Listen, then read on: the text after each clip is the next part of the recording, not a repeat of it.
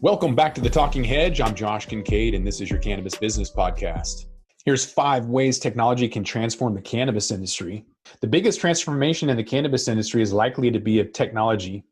A number of new technologies are already shaping the industry and on the verge of doing so. Here's 5 of the most prominent and exciting means of transforming the green rush. Number 1 is the seed-to-sale technology.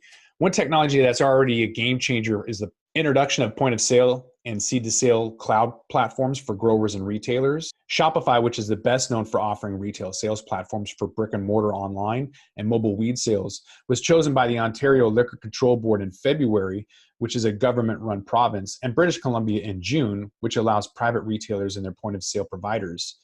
Since supply chain logistics can differ throughout North America and even Canadian provinces or U.S. towns with legal states, Shopify's cloud-based compliance software can aid in seed-to-sale documentation. This platform does everything from intricately tracking the product from planting to its sale on dispensary shelves to ensuring the quality of the product that reaches consumers.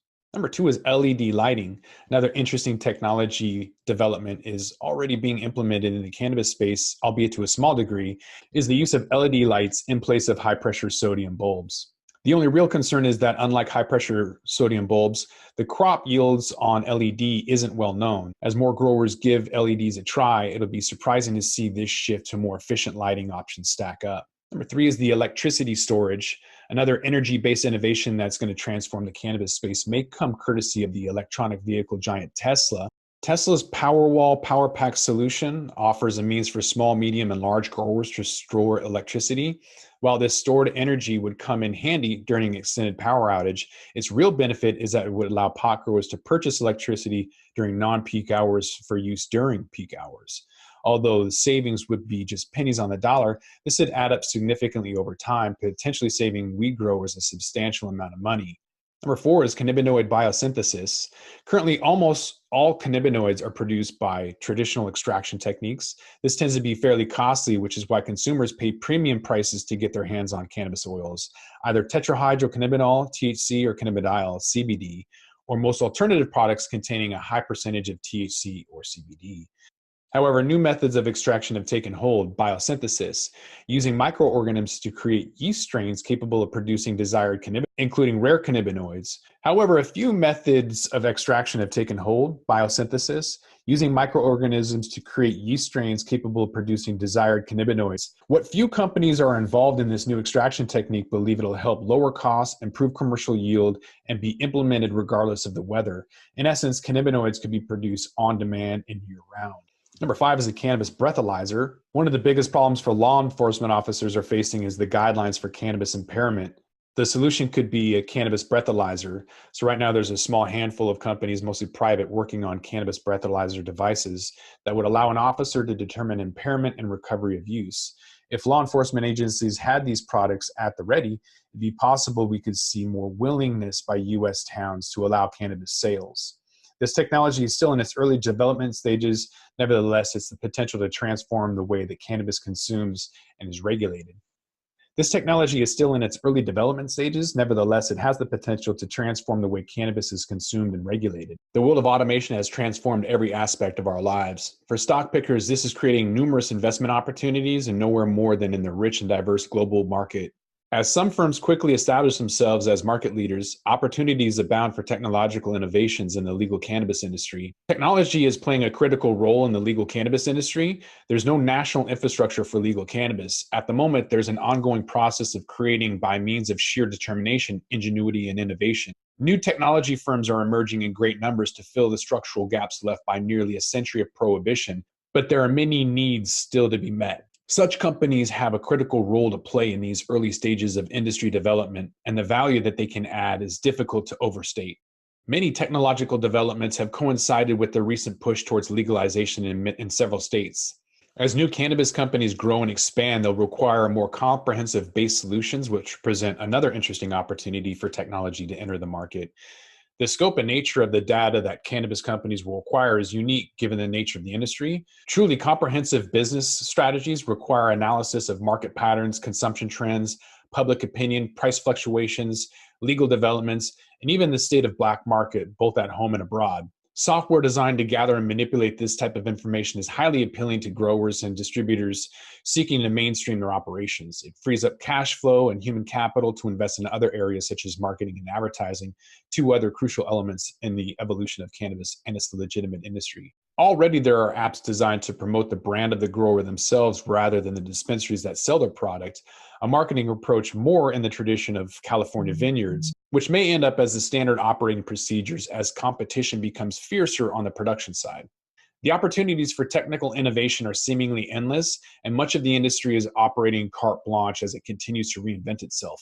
New technologies will be needed to meet this challenge, as well as the many others that are inevitably on the horizon. Many have already stepped up and are quickly establishing themselves as industry leaders, at least until the arrival of the next big thing. The startup Sea-Doo unveils the world's first automated cannabis farm. Sea-Doo says it's taking the guesswork out of growing weed. The Israeli-based startup flagship product is a mini fridge-sized device that automates the process of growing cannabis for home farmers. Sea-Doo is taking the tech to the next level with an announcement of what's being called the first automated cannabis farm, and it could foreshadow the future of the cannabis industry. In March, Sea-Doo announced plans to fully automate a commercial-scale cannabis farm as part of a new partnership with Kibbutz Dan, an agricultural-based community in Israel, which recently approved the exportation of medical cannabis. Based on a video released alongside with the announcement, the farm will consist of a series of stackable shipping contained sized units, each capable of supporting enough cannabis to yield 360 pounds of cannabis per year. Inside the container is a robotic arm that manages the physical aspects of cultivation and a system of cameras keeping an eye on the operation. Meanwhile, machine learning software serves as the farm's brain, ensuring the optimal growing conditions. By automating the cannabis growing process with climate-controlled containers, Sea-Doo claims it can ensure a consistent, uniform yield that's pesticide-free and high quality. According to a press release, the startup expects the partnership with Kibbutz Dan to yield a total of 4 tons of dried cannabis bud during the first 3 years of operation. That's enough to generate a predicted $24 million in revenue. So if Sea-Doo's estimate and quality claims are on point, it might not be long before we see an automated cannabis farm cropping up wherever weed is legal. We're definitely going to see an influx of automation. It's basically already here.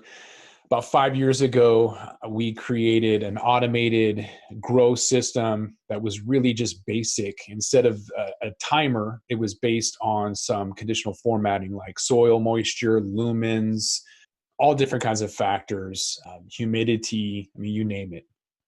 So it was really important to have the camera also look at the leaf and have some AI attached to that. So if the leaf was tacoing, then you knew that it was probably either dry or there was a nutrient issue, and so on. And so that's just one form of automation. Another one is going to be at the processing side, joints being one of the most sold products. You're going to see a lot of pre-roll automation, a lot of joint automation. You'll see blunts coming on the market with hemp paper or mint paper or natural unbleached white paper, all being automated. So whether it's facilities to grow or products to make, automation is going to be key. I'm actually hosting a podcast on April 19th at the World Trade Center about automation, so come back and check it out. Better dosing may be the key to cannabis industry's growth. In 2014, legal cannabis was still fairly novel. Scientists in Canada did DNA testing on a number of cannabis strains. They found that a serious disconnect between what strains were being labeled as and what they actually were. Strains that were supposed to be different were often the same, and strains that were supposed to be the same were often different. That makes marketing cannabis incredibly difficult. If a product promises to put a user to sleep but actually keeps them awake, that person isn't going to keep using cannabis. In order for the market to truly grow, cannabis has to become much more like alcohol. Most drinkers can predict what they're going to feel, and after one glass of wine or a shot of bourbon, it's all the same. In order for the market to truly grow, cannabis has to become much more like alcohol. Most drinkers can predict how they're going to feel after one glass of wine or a shot of bourbon. Some of that comes from experience, but largely it's because there is a consistency in alcohol levels across brands. The cannabis companies that can figure out the dosing conundrum stand to make huge gains in the industry. California-based Cream of the Crop Gardens is hoping to lead the pack on dosing. They're working with scientists and hundreds of cannabis users to better classify their products. Cream of the Crop currently sells mostly flowers along with products called Rest, which is a mix of cannabis oil, melatonin, valerian, and other herbal extracts. but they're also conducting studies on how different strains actually affect people. Their test subjects are their thousands of followers on Instagram who happily do blind testing on different strains and report their experiences. Terpenes are organic compounds found within the plant and are key not only to the taste and texture, but to the effects of different strains of cannabis. As they've conducted their field test research, they've been able to gain a deeper understanding of which terpenes are present and which produce what effects at specific doses. Keeping quality consistent across different growing facilities can be challenging, which is why, for now, Cream of the Crop is focusing on all of its growing in the Desert Hot Springs, a town just outside Palm Springs.